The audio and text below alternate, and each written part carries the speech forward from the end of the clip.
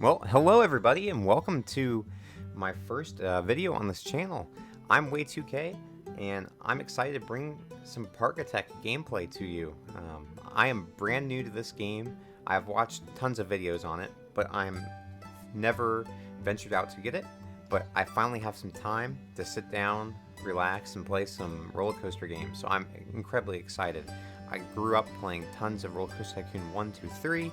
I've played a little bit of Planet Coaster here and there, but I'm a little rusty when it comes to building, and I just completed the tutorial before starting to film this, and my architecture and lack of creativity is really hurting. So it might take a few episodes to kind of get that back up to speed, but I'm excited to start this journey with you all, and without further ado, let's get into Meadows.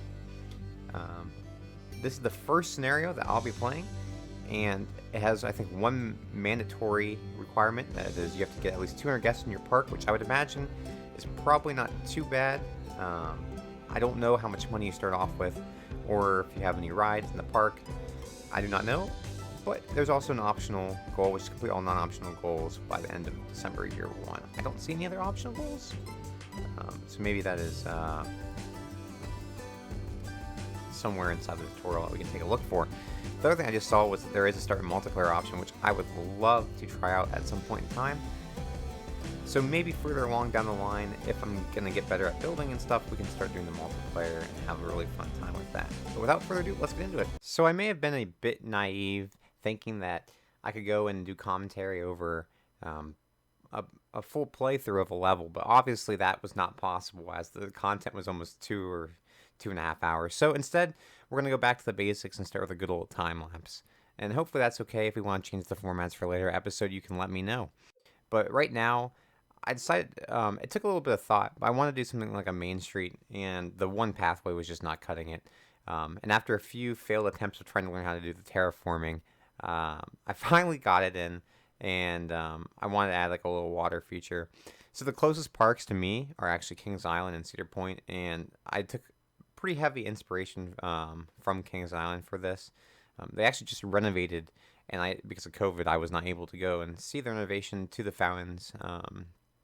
But they did remove the kind of like tall, like geyser fountains, I believe. I could be mistaken on that one, so don't quote me on that. I haven't been, but I do know that they did some renovations on the main street, and there was definitely heavily inspiration for me here.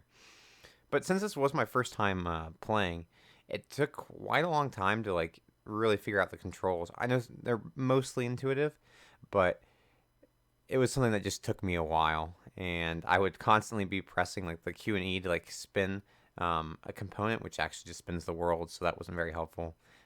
And then I also forgot that the color picker was just, it wouldn't, if you exited out of the part that you wanted, the part would go back to the default color, and you'll see a few times where I actually missed that the color went bad, and that's definitely some quality control stuff. That if this was a real park, the QA people would be fired.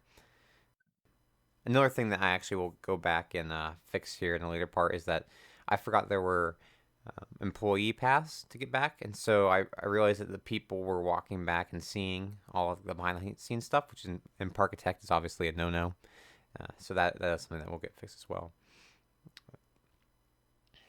And one other thing that, this is all just comes with time and playing the game, is that I forgot that since I had the water feature in, I'd have to go even further underground, which I'm not sure is possible with the piping, to get the deliveries of items over to this like storage facility there.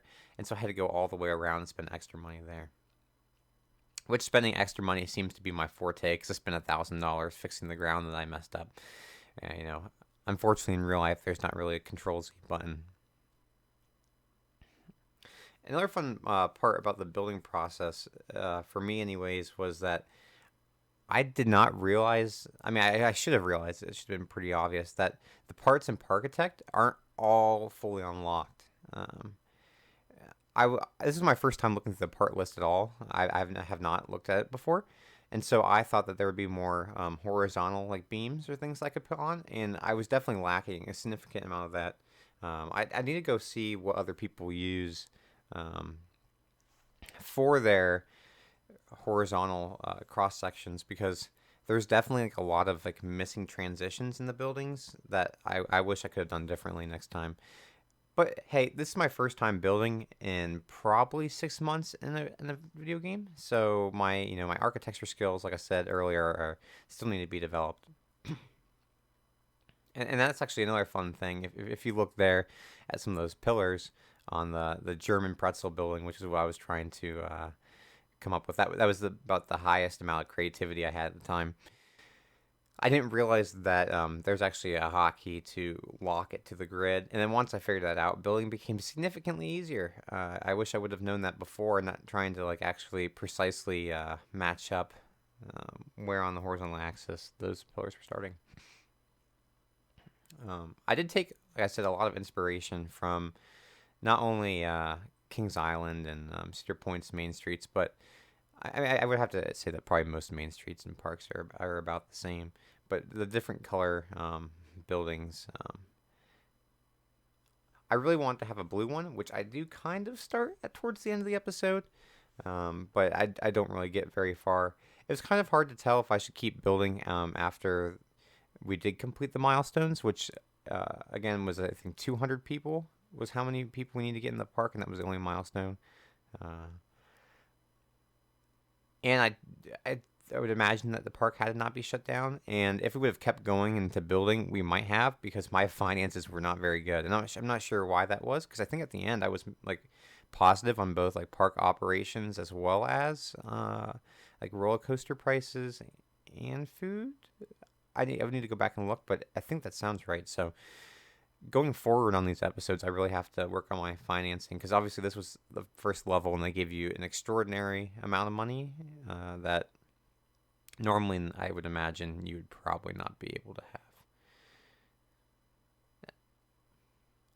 But yeah, there was actually me trying to use one of, I think those are like the path borders and like that to put horizontally, and obviously that would not work. I didn't really have much of like a other than just like a typical Disney-ish Main Street.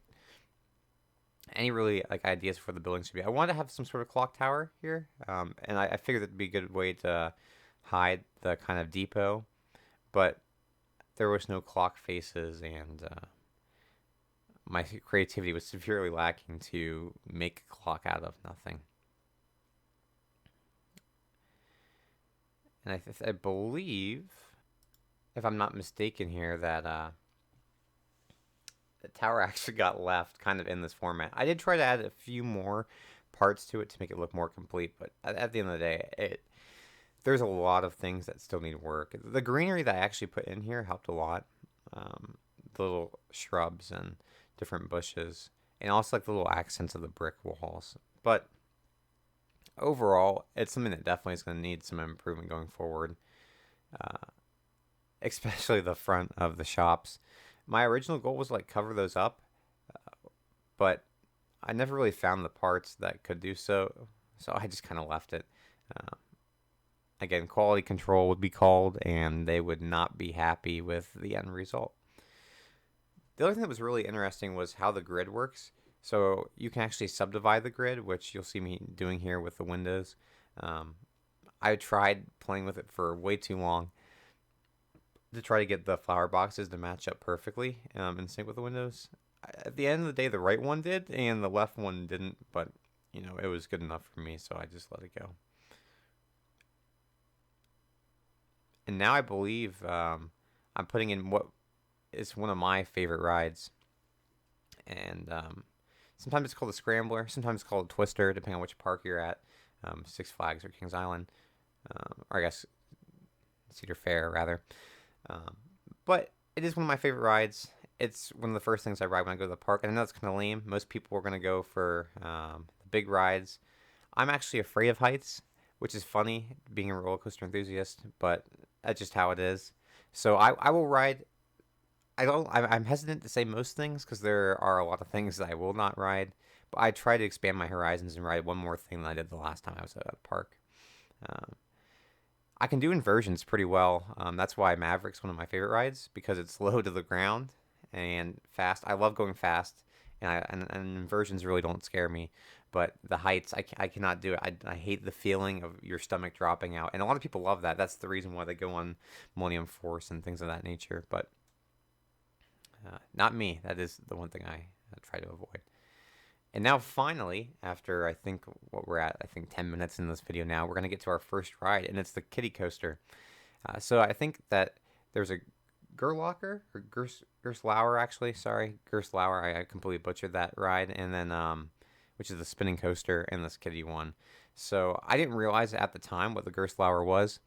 I really should have built that first, but I thought that that was more of like a mouse train ride at first, and I guess Gerslauer and mouse train or mouse rides are pretty similar in format. Maybe not the exact same, but they're both very compact coasters. And I was really trying to make an out and back here. So when I was adding the scrambler, or twister, or whatever it's called in Parkitect, I left space for this little out and back for the kid ride, and it actually took a little bit longer than I thought it would to get this little half helix, so I could do the back part of the out and back.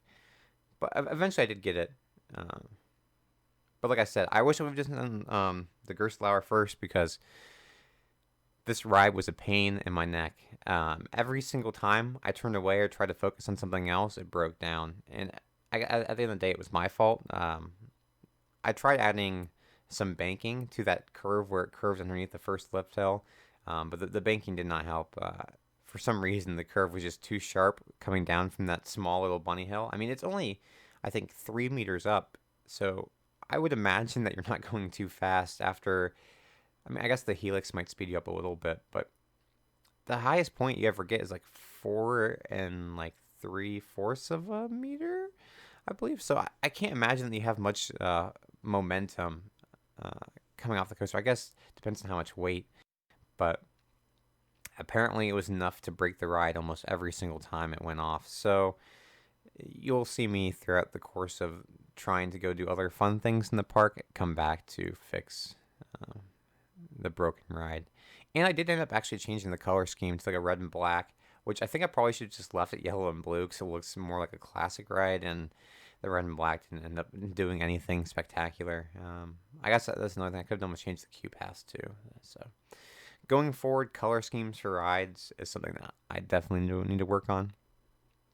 And another, I guess, big thing that I left out was I didn't add a single station, like a custom station.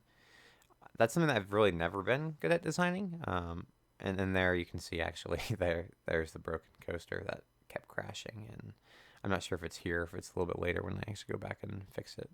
I thought it might just fix itself.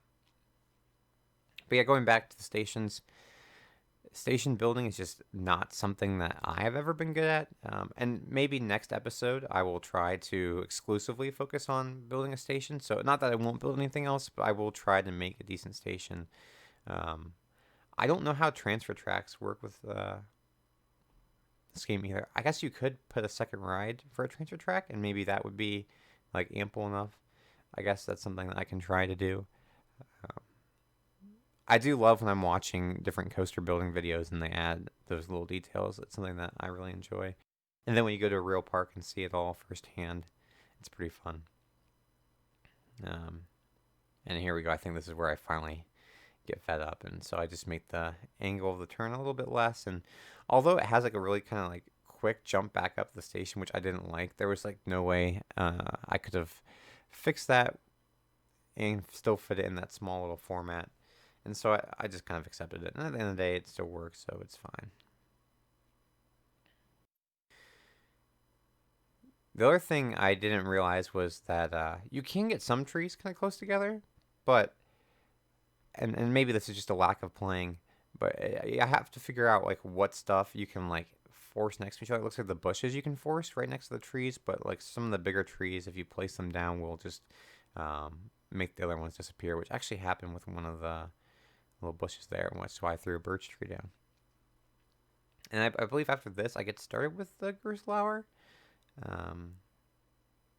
I think that is the last roller coaster too, because as you can kind of see there, it was really quick on the screen, but I wanted to research more roller coasters, but I forgot, and I was researching thrill rides the whole time, which would make sense why I unlocked two new ones. But the happy, or not the happiness, but the excitement on some of those thrill rides was not very good. And I'm not sure exactly like the price ratio of what you can charge on rides yet. I'm not sure if it's like two times what the excitement rating is. I'm not entirely sure. So that's something before I'm gonna have to play the next level. I'll have to look up. And now, like I said, I'm building the next or last roller coaster that I added to the park, which was the Gerstlauer, and I actually had no idea what this ride was when I started building it. And the formatting that I have here of the ride is significantly more like a Crazy Mouse ride or whatever they're called. So I apologize if that offends anybody. I did not know what I was getting myself into. But I at least did make it compact, and after filming the episode, I went back and looked at the rides, and that seems to be one of their company's kind of philosophies in the rides, which is that they're significantly they pack a lot of fun and excitement and really cool inversions. And well, I'm not actually sure if this specific ride has inversions. I don't think that the restraints are really built for that. They're not over the shoulder restraints, I don't believe. But actually, they're probably over the shoulder. I'm not sure. I'd have to go look. I'm kind of speaking too fast here. But at the end of the day, I think the ride turned out pretty well, and I'm happy with it. I had to add some brake runs because it was going a little bit too fast towards the end of the ride coming out of those helixes, but the ride turned out good, and I think it looked a lot better than my kiddie coaster. For a first park, I'll take it. There's not too much left here to see, unfortunately. I don't know why the doors were transparent. That's something maybe in the comments someone can leave an answer to. I'm not sure why that is, but I will work on trying to improve the buildings as well as some of my knowledge in some of these more, I wouldn't say new types of coasters because I believe this was in like the Mall of America back in like the early 2000s. So it's definitely not new, but new to me coaster types. And I really appreciate everybody watching this. So, and if you did enjoy the video, or if you have suggestions on how you want to see the next couple videos in the series, please let me know, and I will see you all in the next one.